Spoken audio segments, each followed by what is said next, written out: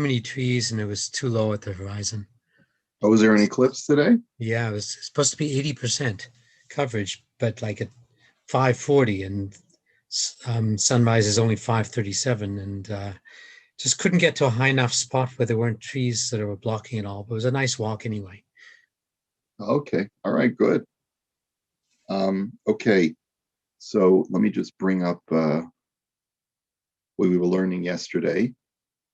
We're in the middle of Seif Chaf Gimel in Dine Gazela. This is our new packet, first page of our new packet, our new PDF. So what we were saying before is that we were distinguishing between different kinds of changes that are made to the Geneva. If there is a minor change made to the Geneva such that it could always be restored to its original state, so then we said that the halacha is the owners have to have yeush before a person would be allowed to, just a regular person would be allowed to benefit from that stolen object, because only after yeush does the obligation of the ganav to the owner is now a financial debt and not returning the original object.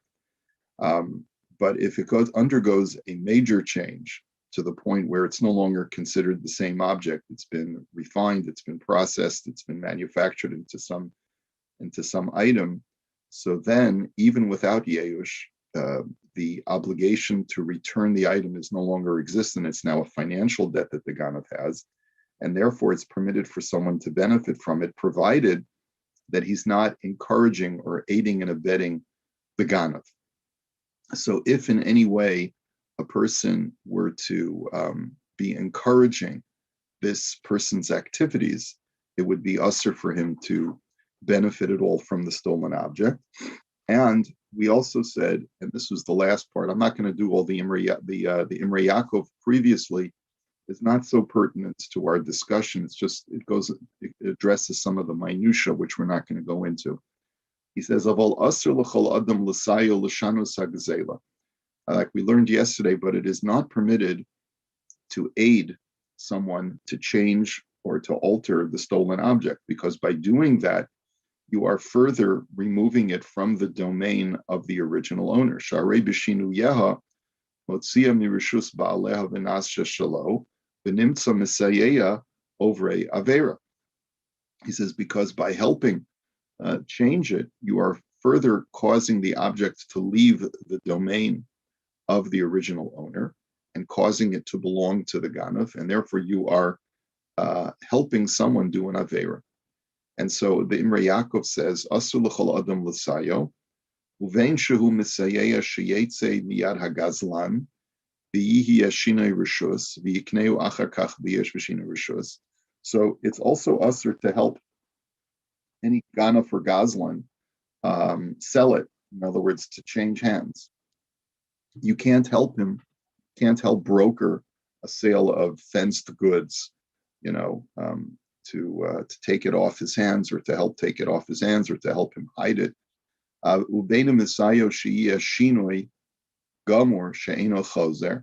whether you want to help him alter it in some way so that it becomes completely altered and that cannot be restored to its original state. And in that case, it would belong to the ganav even if the owner did not have yeush. Or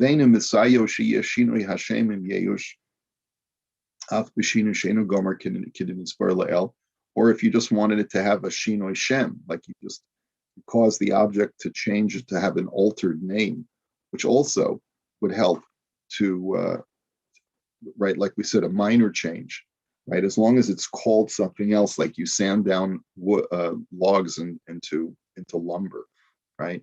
So that also would, as long as the owner has yeush. In all b'chol elu asur l'sayo, in all of those cases, you're not allowed to assist a ganav to process it or to move it in any way. Okay, and then the Rav Shulchan Aruch said, "Ve'ein tzarich lomar she'asur l'sayeya legazlan o leganav b'shum davar hatzarich lahem l'rishatam." And it goes without saying that you're not allowed to aid or abet a ganav in any of his activity. Anything that will help him or assist him in enabling him to continue this activity is asr. And as the Imrei Yaakov writes, you violate the biblical commandment of do not place a stumbling block in front of a blind man. And then we said, afilu l'nachri haba ligzol olignov minachri. And this is true, he writes in parentheses, that even if it's one Gentile stealing from another Gentile, you're not allowed to aid or abet him in any way.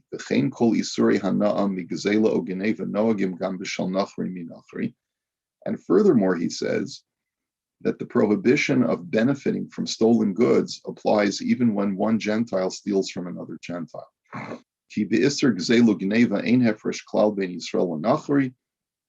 Because there's absolutely no distinction when it comes to the laws of stealing between Jews and non-Jews.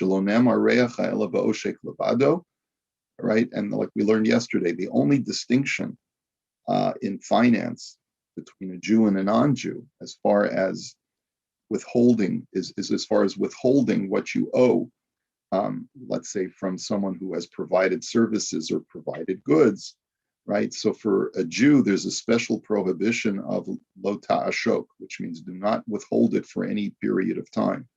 Whereas for a Gentile, there's more leniency, let's say, as long as you intend to pay him back, there is a leniency that you can prolong the repayment, or at least you're not in violation as long as there's no chilul Hashem.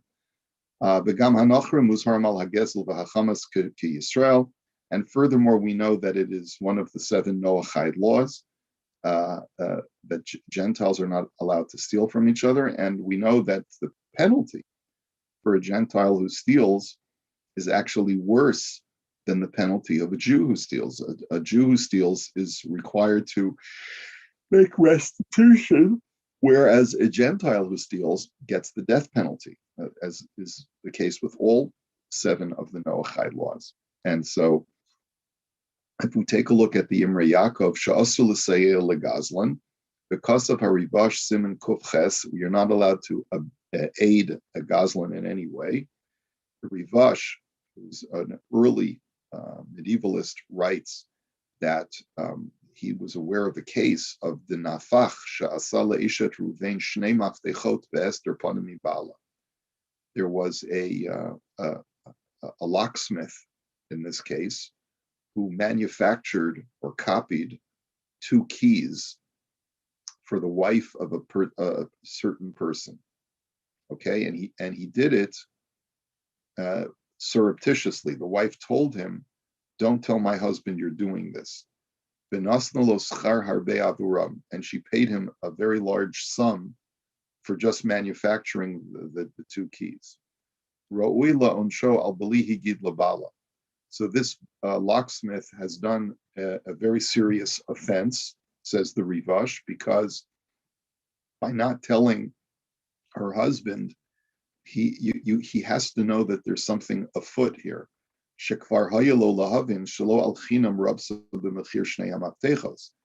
should have, the locksmith should have understood that there's a reason why she paid so much for these 2 keys. It's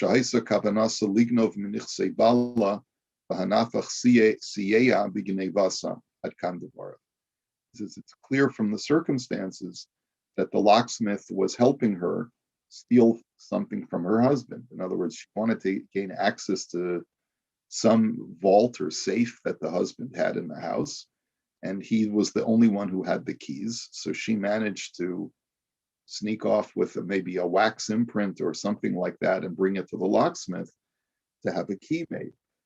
He should have realized through the circumstances that what was being done was for the purposes of stealing, right? So even though he's not, he could say, I didn't know what she needed the keys for. No, you have to, in any profession, you have to assume, you have to always suspect that something is going on. And if you're going to be a party to it, you're not allowed to engage in that activity. So that's an interesting example. Afilu l'nachri haba ligzol. And we said that even this applies to Gentiles who are stealing from other Gentiles. Rotzolomar, the asur l'sayel o ligzol o lignov af minachri chavera. You're not allowed to help one Gentile steal from another Gentile. Okay. Okay. All right. Rabbi, yes. while we're on this subject, can I bring a real life situation into play here? Sure. Sort of fits in here. Yeah.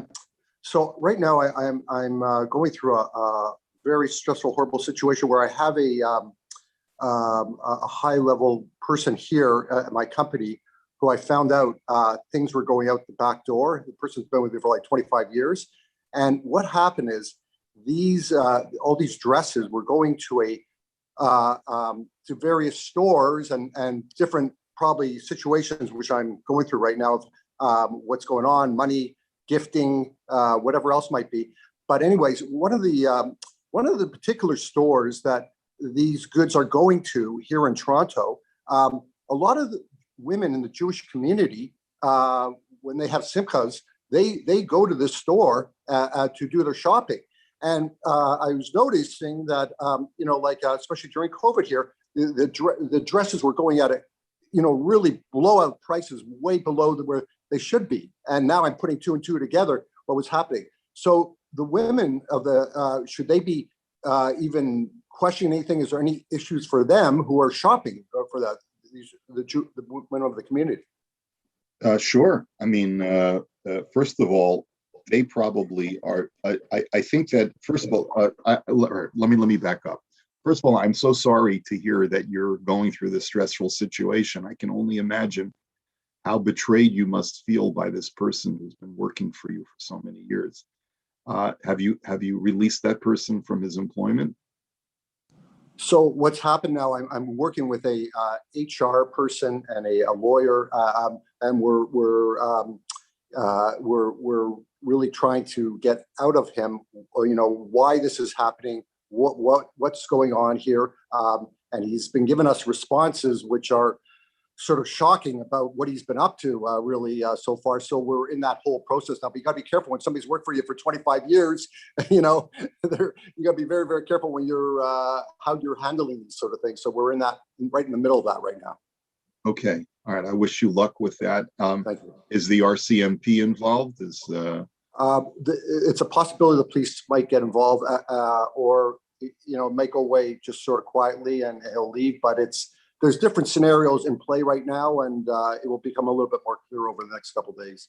All right, because if indeed he has been supplying a particular store with stolen goods or goods that he wasn't authorized to sell, so then they should also be implicated, and the store itself is a ganaf as well. They are partners in the Geneva.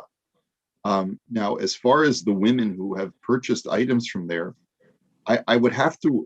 I'm not sure that it would be appropriate to assume that they know it's stolen if they're buying it from a boutique, let's say, or from a retail store. How is someone who buys something from a retail store supposed to know that this stuff is stolen goods? I mean, I go to stores all the time where they sell clothing at a discounted rate.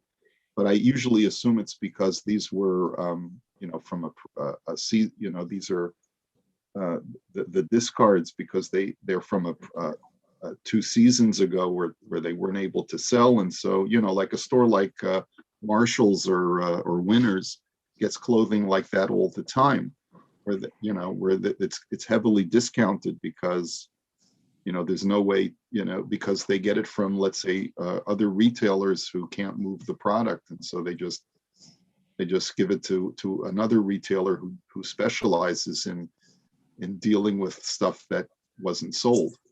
Right. So, but I don't think that there's any reason that these women would have to suspect that it was stolen. Now, as far as warning them for the future, it's important to find out what legally you're allowed to do, because if you were to implicate the store and say, hey, ladies, don't buy from this store. They peddle in stolen goods. You can get in serious legal trouble unless you verify that the store has been knowingly involved in this. Okay? All right. There's the legal advice from the rabbi. Yeah, but American justice in me says go after them and go after them with a vengeance. Sue everyone. Yeah. No, get them. This is criminal. This is not just financial. This is criminal activity. These people could spend time in prison, and perhaps they should. Okay. All right. So let's go on to the next halacha. Ein lokchim mehanashim ume'avadim kenanim ume'aktanim ela dvarim shecheskasam shehem shelahem midas haba'olam. Now we learned a little bit about this before when we learned the laws of tzedakah. You're not allowed to go to the wife of someone and ask for a major gift if there's a reason to suspect that they are not working in consultation with their husband. So the same thing is true with purchasing things from women and children and from servants of the household. You're not allowed to purchase from them items unless there's an assumption that either they belong to them and that the head of the household, the person who's in charge of the finance, has consented for them to sell these items. Kigon, and an example of this is Nashim Shemachru Klei Pishtan Begalil, that in the Galilee, the northern part of Israel, women would very commonly be selling linen garments. And the reason why specifically linen garments in the Galilee is Shahapishtan Matsui Sham Bizol, the Darkan Shel Nashim Sham Liknoso, is because linen or the flax, which is the raw material that you make linen out of, linen fabric is very affordable. In other words, it's a very cheap commodity in the Galilee. And it was very common for women to purchase these things on the side as a side business to help their husband with the household income.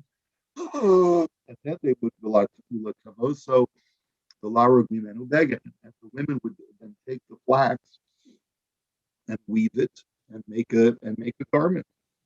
And they would sell these garments, and the husbands didn't mind. That was a convention in the northern Galilee. And this therefore applies in every situation, should be dealt with based on the time and place. So, in today's world, this halacha is not really so applicable, where women are completely independent financially.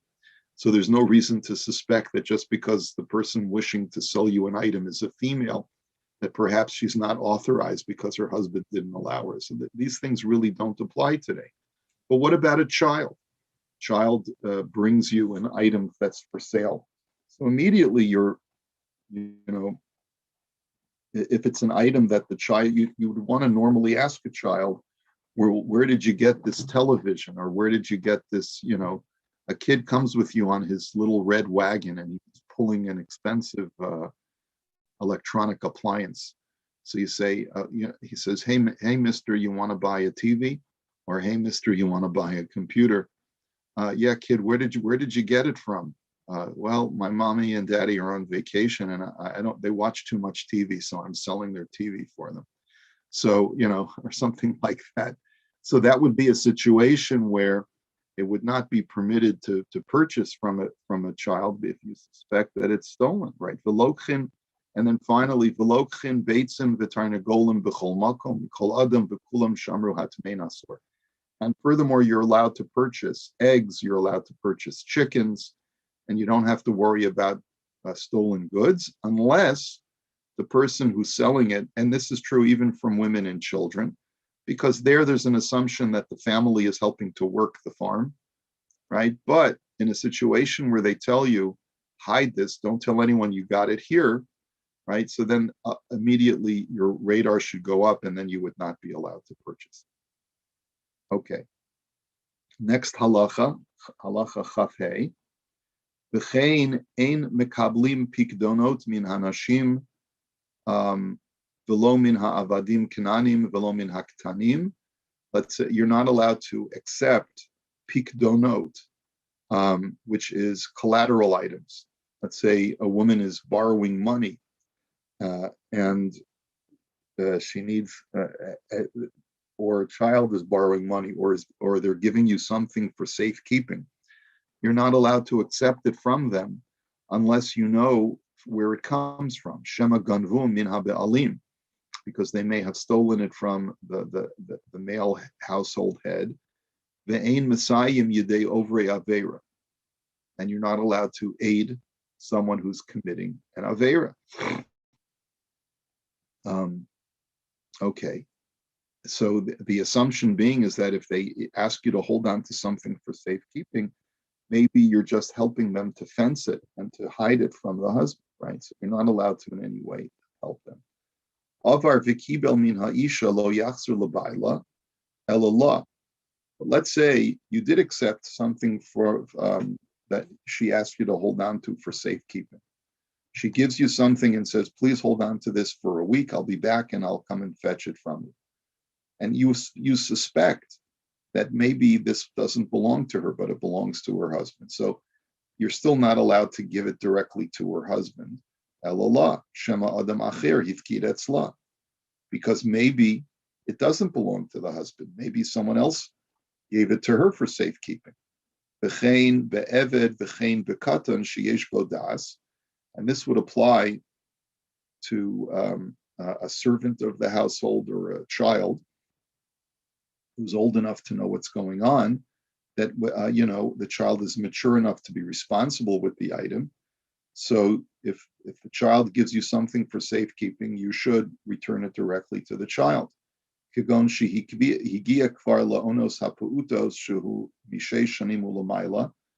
Like, for example, the child is becoming, starting to mature. Like in his world, the child is over 6 years old. V'yodea b'tiv masa umatan, and the child at least knows how to be responsible with objects of value. So yachzir lo, you should give the object back to the child if he asks you to watch it for safekeeping, and not to the parent.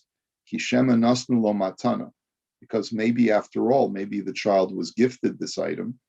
Ve'ein choshen she yovedena kevin sheyesh bodas, and the parents are not worried that the child is going to lose it, because the child is old enough to appreciate the value of items, and he'll responsibly watch it.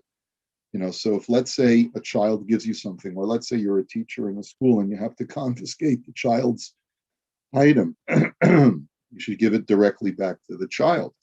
Give it back to the parents, because it perhaps does belong to the child legally, according to halacha. Okay. So the Imrei Yaakov says, "Ein makablim pikdonot uvidvarm shechaskasim dehu shalahem shari." But if it comes to something where there's a reasonable assumption that it's theirs, and there's no reason to suspect that they've taken it without authorization. So let's say a woman asks you to watch her. She gives you her jewelry to watch for safekeeping. So there's nothing wrong with accepting that from her, because, of course, those belong to her. She says, I'm going away, can you watch my silver candlesticks, right? So it's clear that those silver candlesticks belong to her.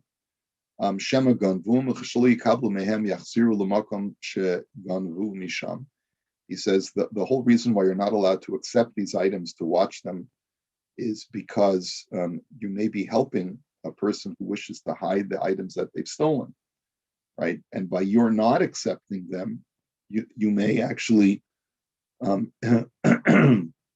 cause them to have to return the item, because they have no place to cool them off, to fence them. Okay, and same thing is true with a child. We said that if a child gives you something for safekeeping, you should return it back to the child directly, right? In other words, even though you shouldn't accept it from them if you suspect that there may be some foul play, but once you've accepted it from them, you also have to return it back directly to them, including a child who's old enough to know how to watch something responsibly. And he says, "Uvakatan shehu pachos mizeh." So yaknela lo yiknelo bo sefer Torah odekel sheyochal bahen peirosav v'lo yachsirim lo shema yovdein. So he's quoting from the Gemara that if you have something that belongs to a child and legally you're obligated to give it back to the child, but you're worried that by giving it back to the child is not old enough to responsibly watch over the item, and you're worried that the child will lose it or allow it or leave it out to let it get stolen. So what should you do responsibly with assets that belong to children? Gemara talks about this when it comes to the laws of an apotropos, of a custodian of a minor's property. So the Gemara suggests that you should purchase commodities that the child will be able to benefit from later on in life. So for example, child leaves you with cash, or the child leaves you with some perishable item, you can convert it into a Sefer Torah for purchase, or to purchase a growing tree that is producing fruit. The benefit of doing that is the child will be able to benefit from those commodities later in life. Lo yachzirim lo shema yovdeim, and do not give it back to the child if you're worried that the child's going to lose it.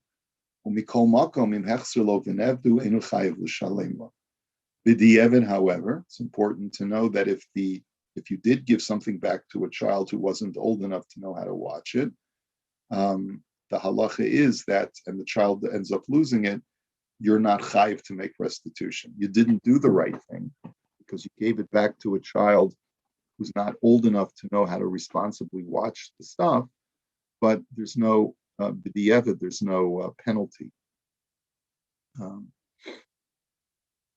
Okay. All right. And I think because it's Rosh Chodesh and davening is earlier today, the 7:30 minyan starts at 7:20. So I think we're going to hold it here. And let me wish you a good Chodesh.